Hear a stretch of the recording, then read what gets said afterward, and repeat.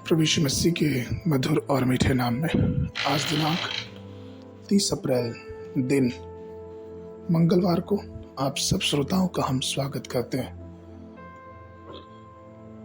आज के दिन के लिए जो वचन है लिया गया है लूका रचित सुसमाचार उसका 21 अध्याय 19 पद।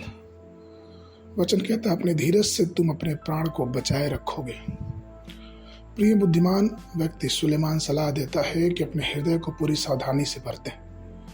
दूसरा तीमुथियुस 1:14 में पौलुस भी कहते हैं कि जो अच्छी बातें तुम्हें सौंपी गई हैं उसे पवित्र आत्मा के द्वारा अपने अंदर वास करने दो और उसे बचाए रख।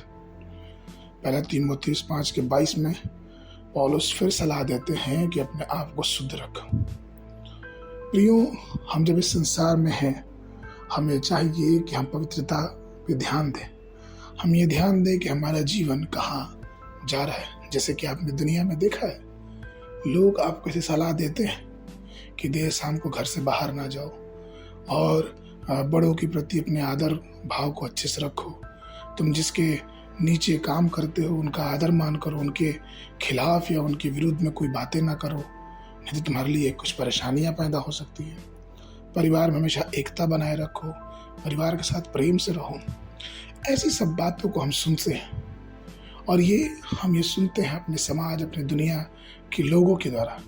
आप जरा उससे सोचें कि इन सबसे बढ़ के जो कुछ है वो ये है कि अपनी आत्मा की रक्षा करें, क्योंकि परमेश्वर हमारे पापों के लिए देहधारी होकर इस धरती पे आया और अपने लहू को बहाया, जिससे अपने जीवन को हम एक पवित्रता और भावता परमेश्वर को बलिदान करके चढ़ाएं। क्योंकि वचन इस बात को दर्शाता नीति वचन उसके 19वें अध्याय में कि मस्तिष्क का ज्ञान या फिर वो ज्ञान जो संसार से उत्पन्न होता है वह सिर्फ और सिर्फ अभिमान या घमंड को लेके आता है। लेकिन प्रियो, जो ज्ञान परमेश्वर की आत्मा के द्वारा प्रकट होता है वो ज्ञान एक विनम्रता को लेके आता है। आपके धीरज, आपका आचरण, आपका पहनावा, आपका उठना, आपका बैठना, ये सब ये बातें दर्शाता है कि आप किसके बेटे बेटियां। प्रभु कि प्रिय लोगों, आप इस बात को जाने कि हम परमेश्वर के लोग हैं और हमारे अंदर जो धीरज है वही हमारे प्रतिफल को और भी आगे बढ़ाएगा। वो धीरज जो इस संसार के सदृश ना बन के परमेश्वर के वचन के सदृश और वैसा बन के जैसा परमेश्वर को हम भाते हैं। जब हम चलेंगे तो परमेश्वर हमें अपने अनुग्रह में और अपनी आशीष में बहुत आयत की आशीष देगा। आज के मान के लिए मत्ती उसका 11:29 पद।